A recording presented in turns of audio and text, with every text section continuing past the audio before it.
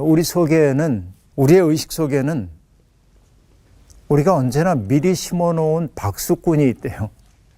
내 속에 박수꾼이 있는 겁니다. 어떤 얘기일까요?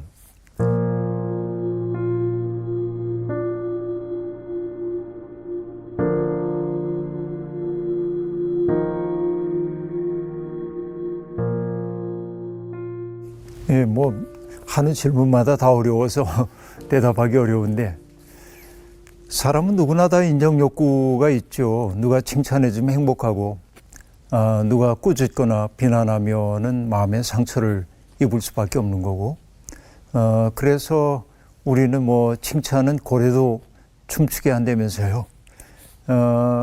정말 그런 건지 모르겠습니다. 살다 보면 자기가 한 일에 대해서 끊임없이 확인을 하고 싶어 하는 사람들이 있습니다. 칭찬을 받지 않으면 불안해지는 사람들이 있어요. 늘 어떤 일을 하고 나서 칭찬받기를 원하고 칭찬해 주지 않으면 확인하고 싶어요.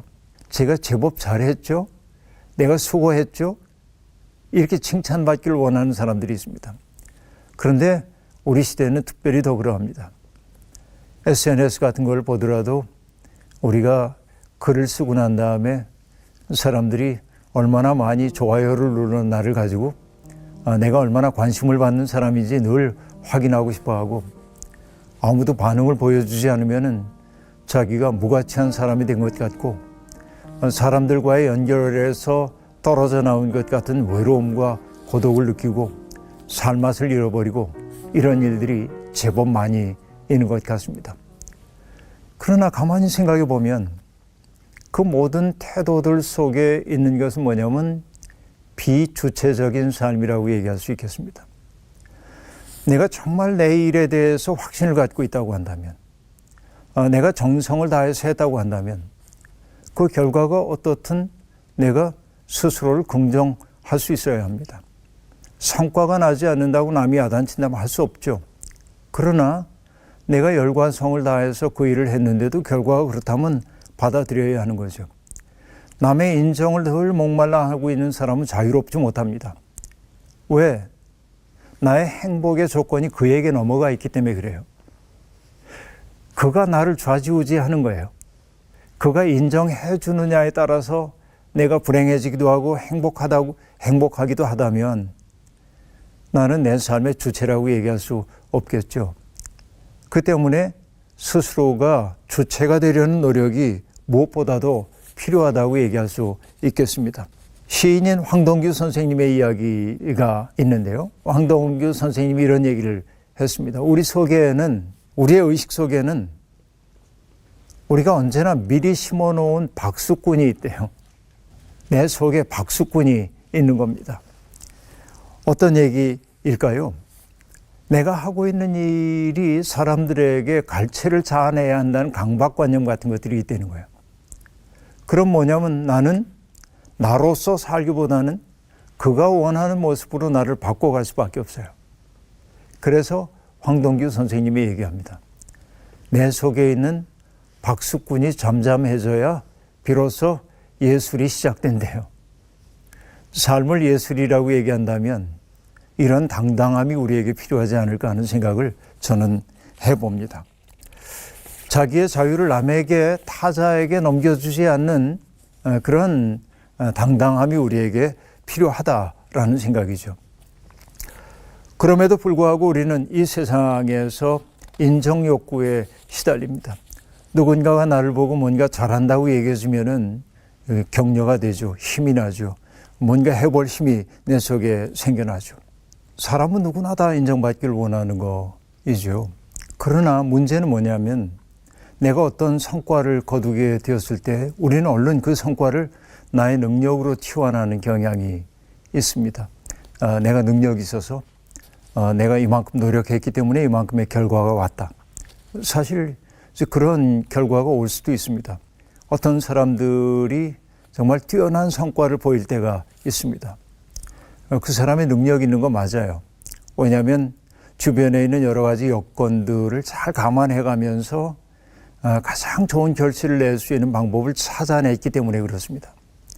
근데 또한 따지고 보면 그건 그 사람의 능력이기도 하지만은 그러나 동시에 여건이 좋았다. 이렇게 얘기할 수밖에 없습니다. 마치 종교개혁자인 마틴 루터가 종교개혁을 일으켰을 때 그 한 사람의 종교적인 천재가 유럽 사회를 다 뒤집어 놓았다기보다는 마틴 루터는 이미 화약고처럼 되어 있는 중세 사회에 도화선에 불을 붙였을 뿐이라고도 얘기할 수 있습니다. 모든 여건이 그러한 새로운 세계를 향하여 가고 있었기 때문에 그가 도화선 역할을 했다고 얘기할 수 있겠죠. 세상의 모든 게 그런 것 같아요. 그러니까 어떤 임계점에 이르렀을 때 그 임계점에서 변화를 만들어내는 사람들이 있는 게 사실입니다.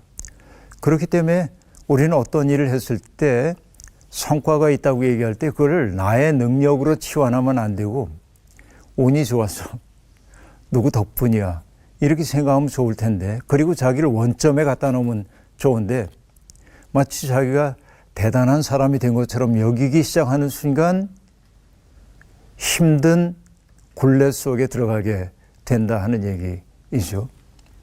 왜냐하면 자전거 바퀴 굴리지 않으면 넘어진다는 식으로 성과라고 하는 굴레 속에 이미 들어선 사람은 동일한 성과를 내지 못하면 패배자가 되는 것 같은 두려움을 느끼게도 되는 것이죠. 이게 우리 사회의 문제라고 볼 수 있습니다. 오늘을 가리켜 능력주의 사회라고 말하기도 하는데요. 능력 있는 사람이 모든 것을 다 장악하는 그런 시대이죠. 그래서 제가 종종 인용하는 말이 있는데요. 하버드 대학에서 가르치는 정의란 무엇인가로 유명한 마이클 샌달 교수가 썼던 책 가운데서 읽은 겁니다. 뭐라고 말하냐면 오바마 시대 이후에 미국 사람들이 자주 사용한 말 가운데 하나가 You deserve란 말이래요. 널 그럴 자격이 있어. 넌 그걸 누릴만 해. 라고 하는 얘기이죠. 특별히 하버드에 들어오고 있는 친구들은 자기들이 어떤 특권적 위치에 있다고 하는 것을 즐긴다고 얘기를 합니다. 우리가 능력으로 여기 들어왔어. 이만한 능력이 있기 때문에 여기 들어왔어 라고 말한다는 거죠. 근데 나는 그럴 자격이 있어 라고 말하는 순간, 자격을 따지기 시작하는 순간 우리는 다른 사람들을 무자격자로 판단할 가능성이 대단히 많이 있습니다. 이게 위험하죠. 승자 독식사의 위험은 바로 그런 데 있습니다. 나는 이만큼 노력했고 이만한 능력이 있으니까 이렇게 누리는 게 당연해라고 얘기하는 순간 정말 많은 사람들은 위태로운 지경에 빠지기도 하는 것이죠. 어느 사회학자가 프레카리아트라고 한 말을 만들어냈습니다. 이 말은 두 가지의 단어가 합성된 건데요. 위태롭다고 하는 뜻의 precarious라고 하는 단어와 프롤레타리아라고 하는 말을 합성한 말입니다. 그래서 프레카리아트라고 얘기하고 있는데 그것은 뭐냐면 그들의 삶이 위태로워진 모든 사람을 일컫는 말입니다. 그러니까 어떻게 보면 우리가 살고 있는 세상에서는 99%에 해당하는 사람들이죠. 삶이 불안정하고 언제라도 불확실 속에 떨어질 수 있고 패배자의 굴레가 씌워질 수 있는 사람들이 정말 많이 있다는 거죠. 그러나 그러한 계층은 배우지 못하고 가난하고 병든 사람들만의 문제가 아니라 오늘 스스로 승자라고 생각하는 사람도 언제든지 떨어질 수 있는 상황이라고 얘기를 하고 있습니다. 왜냐하면 모든 것이 경쟁으로 치환되는 세상에 살고 있기 때문에 그렇다는 거죠. 경쟁 세상은 끝없이 우리에게 뭔가 성과를 만들어 내라고 말합니다. 제가 늘 마음속에 명심하고 있는 구절이 하나 있습니다. 바울 사도가 했던 말인데요. 갈라디아 교회에 보내는 편지에서 바울 사도가 했던 얘기입니다. 내가 지금 사람들의 마음을 기쁘게 하려고 하고 있습니까? 아니면 하나님의 마음을 기쁘게 해드리려 하고 있습니까? 아니면 사람의 환심을 사려고 하고 있습니까? 내가 아직도 사람의 환심을 사려 하고 있다면 나는 그리스도의 종이 아닙니다. 이렇게 말합니다. 하나님의 종으로 살아간다고 하는 것은 사람들의 눈에 들기 위해 하는 것도 아니고 사람들의 비호의를 맞추기 위해서 하는 일도 아닙니다. 내게 주어져 있는 여건에 따라 내 능력에 따라 소신껏 일했다고 한다면 사람들의 칭찬을 구하기보다는 나를 향해 가만히 고개를 끄덕여 주실 하나님의 눈길을 의식하며 기뻐할 수 있으면 좋겠습니다.